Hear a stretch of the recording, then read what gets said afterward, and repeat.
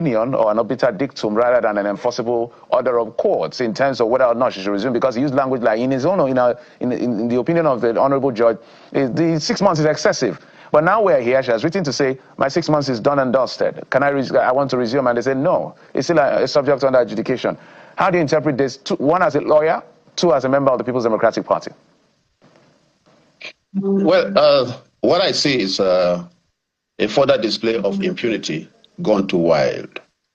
Because if anybody cares to listen to the National Assembly, particularly the current Senate, they have always insisted that the courts or nobody at all should interfere with their exercise of constitutional powers to discipline their members.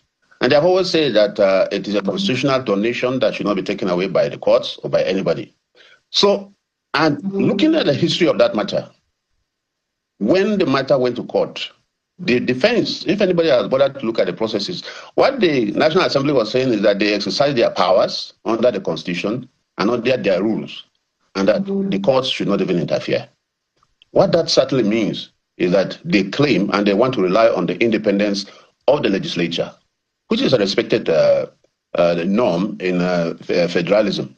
But you see, you can't blow hot and cold at the same time. You cannot be saying that courts should not interfere with the use or with the exercise of your powers and the implementation of your rules, and then turn around to say that because a matter is in court, you are not also going to comply with your own rules. The National Assembly or the Senate suspended this woman for 6 months. There should be no discussion as to when 6 months expire. There should not be any disguise. There is no confusion here.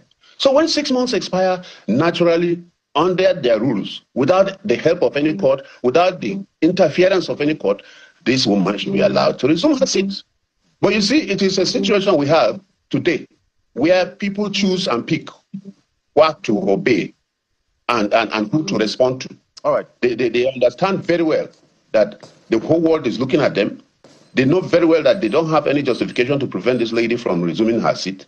But because they want to hide and seek, they will continue to say that there's a court process. The court order or the court judgment by Justice Nyako is very clear. If a court says that what you did is unconstitutional or is excessive and is not correct, it goes to the bottom, to the root of the exercise of your powers. And it literally says what you did was wrong. And you should not be picking and choosing what to do with that interpretation. So it's a pity that they have people advising them to be disobedient, to be disrespectful to the courts. Once a court says, even in passing, that what you have done is wrong, what does it mean? Mr. Douglas, if it says the exercise of your power was excessive and wrong, you don't need anybody to come and tell you that what you did was wrong and you should reverse it. But you see, when the judgment came, they were saying, first of all, that they have not seen the certified true copy. Then two, they quickly went on appeal. And now they are now using the appeal as a basis to disobey their own rules. So I wonder. This is contradiction. This is.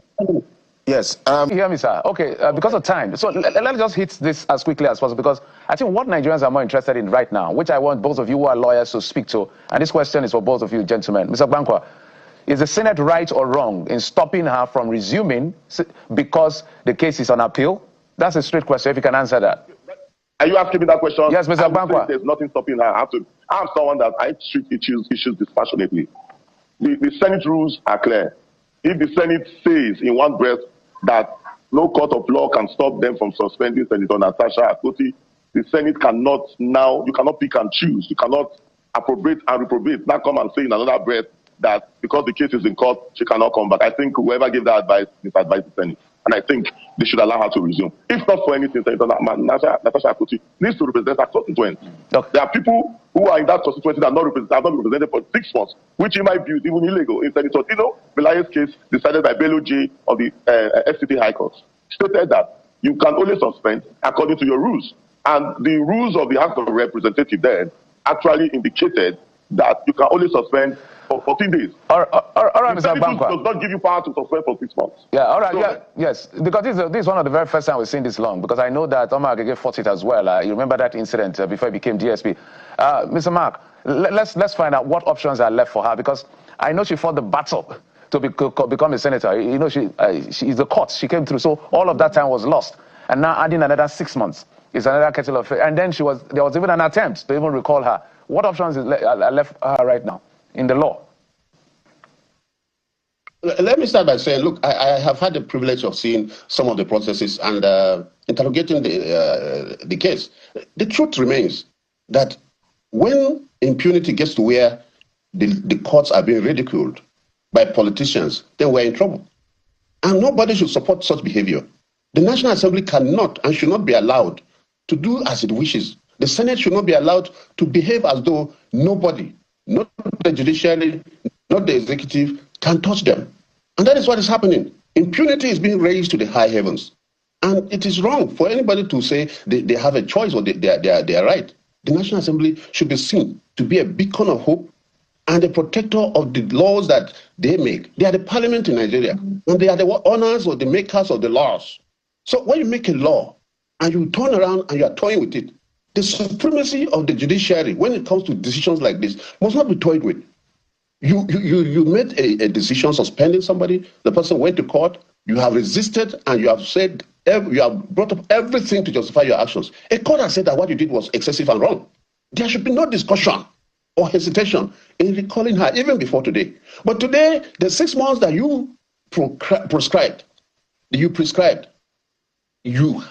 know that those 6 months have expired.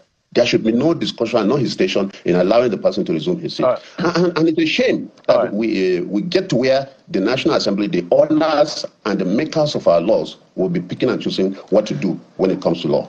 All right, Mr. Jacobs. What China's is doing is correct, is in the right way. Let these matters be expatiated and exposed.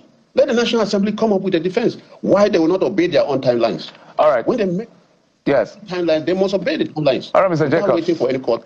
Yes, it's interesting. You know, within our climb and our jurisprudence, it looks like there's a culture of cherry picking on what is convenient, and so that's why I'm sure you're raising this concern as far as it's concerned. But